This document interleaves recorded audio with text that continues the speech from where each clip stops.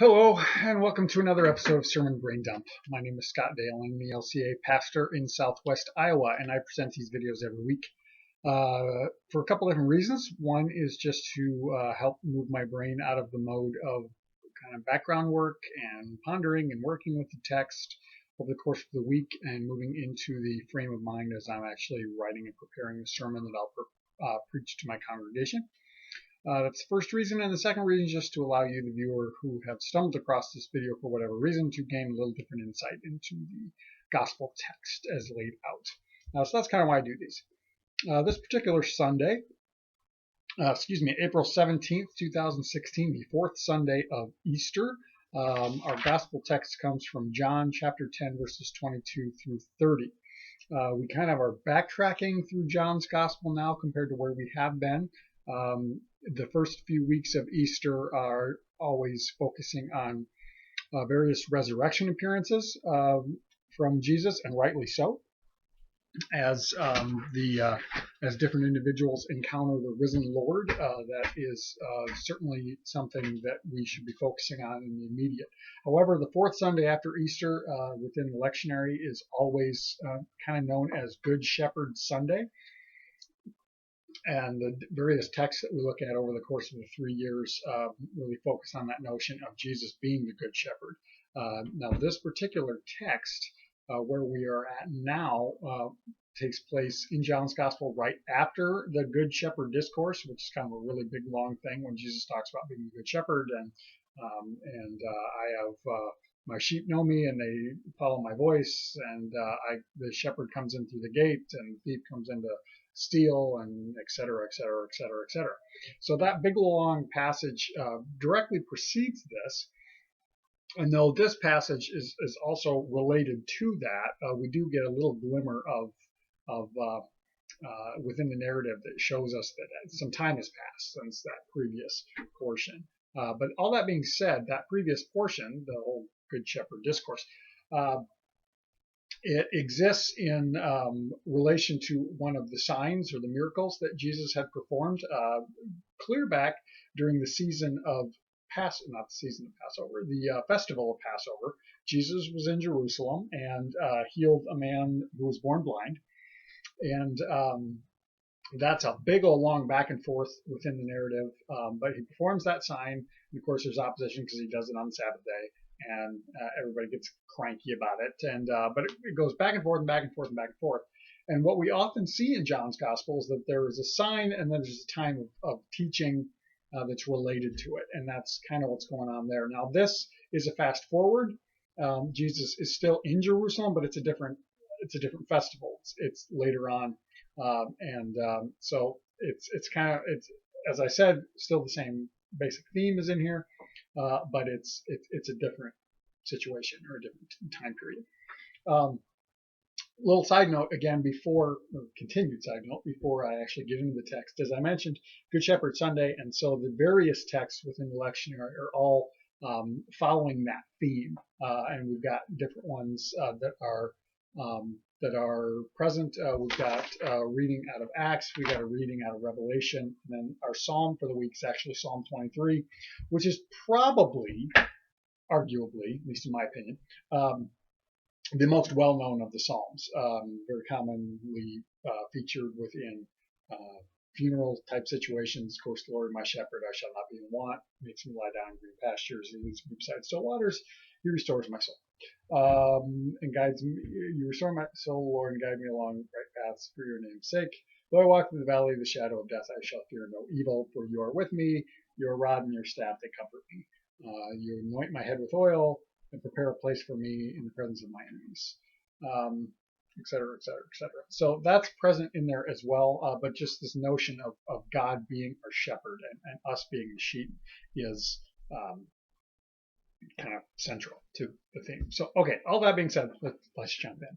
At that time, the festival of the dedication took place in Jerusalem. Okay, so that's that little snippet that I had mentioned where we see that there's a jump forward in time. Festival of dedication, commonly known as Hanukkah for us now in this present time. And Hanukkah is the festival of lights, and it all goes back to this notion of rededication. what was going on during the Maccabean revolt, which was a little while before Jesus, just a little bit before the Common Era. The temple had been defiled, and some Jewish people led by Judas Maccabees um, led the revolt and retook the temple and decided that they needed to rededicate it. It had not been destroyed, but it needed to be rededicated. So they did so, and in the midst of this, they only had enough oil to light a candle that would burn perpetually.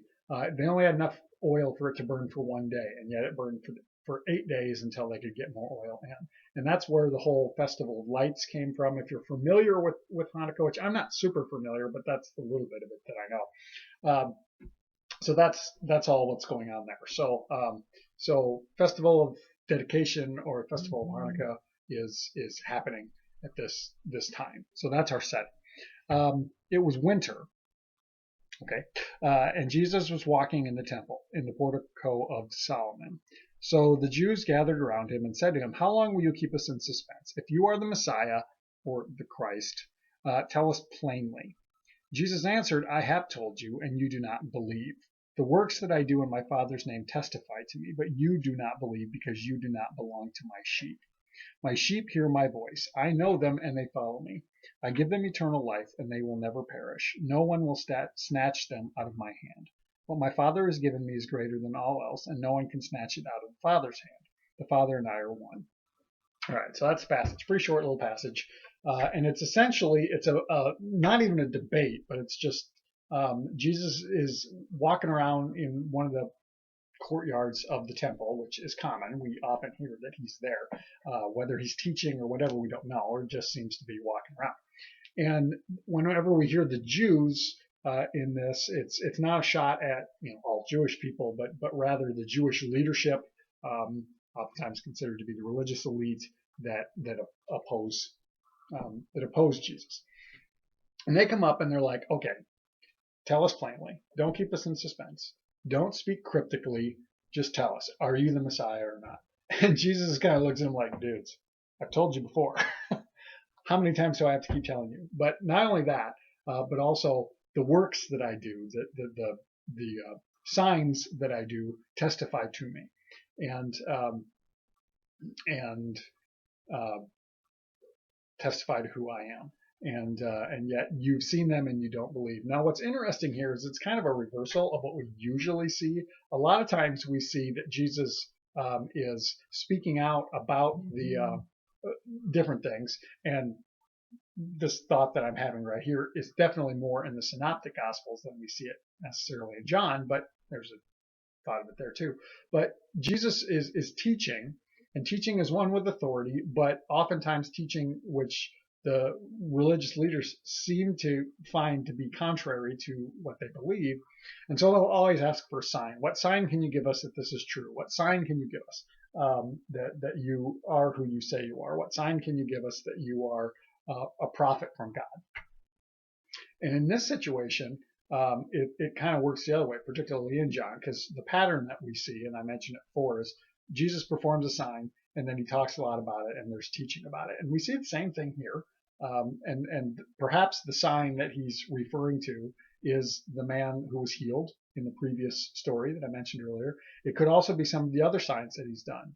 And at this point, he's already performed several miracles, signs in John. And he says, "Those speak to me, those testify to me. I would not be able to do them if I was not who I say that I am. And yet you do not believe because you are not my sheep." Now, it's kind of funny. One of the things that I read this week talks about, they asked Jesus to speak plainly, and he kind of almost seems like he was like, "Well, the heck with you, and I'll keep speaking in circles if that's what you like." And he says, "You do not believe because you are not my sheep, because my sheep believe." So it's kind of like, what? But that's what he's saying, and it's this metaphor of those who believe come under the protection of Jesus, just like sheep are in the protection of their shepherd, but they rely on their shepherd. And I think where I'm going to go with with the sermon, kind of what I'm thinking about, is the notion of what does it mean to be a sheep, and is that actually a little bit of a shot at us? Because if you're familiar with sheep, they're not the brightest animals. They're kind of dumb, and I may focus on that this notion that we are sheep, and maybe that's not the most mm, what's the word I'm looking for? The most glorious of things to be called, and yet within the midst of that, we remember that as the sheep of the shepherd, we are held in Jesus' hand, and it says that, and nothing will snatch us away. And there's so many different things that we fear, that we get caught up in, that we think that this is it, this is the end all be all, and I can't recover from this, and yet we are promised that nothing can take us away. And in a lot of ways, this passage from John sounds a lot like Paul, and particularly Paul in Romans, and particularly Romans 8, which is a kind of a favorite of mine, and I use it a lot in funerals.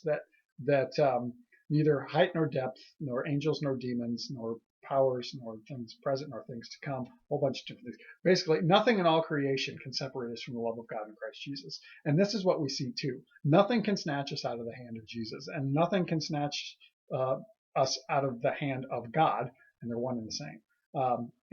So that's a lot of kind of what I'm thinking about. It's kind of a shorter video than normal today, but that's okay. This is kind of the direction that I'm going, and it's a shorter passage, important, but kind of one directional of what does it mean to be a sheep of Jesus' fold? What does it mean that he knows us? He says his sheep know his voice, but he knows his sheep. We are known by God. We are known by Jesus, and that's a blessing. And it's a little scary too, because that which we like to hide, he's already on top of. So that's kind of what's happening, and kind of where I'm going with this one. If you have thoughts, questions, comments, by all means, share them down in the comment section. We'll continue the conversation that way. Otherwise, I hope you have a blessed week, and we'll catch you next time.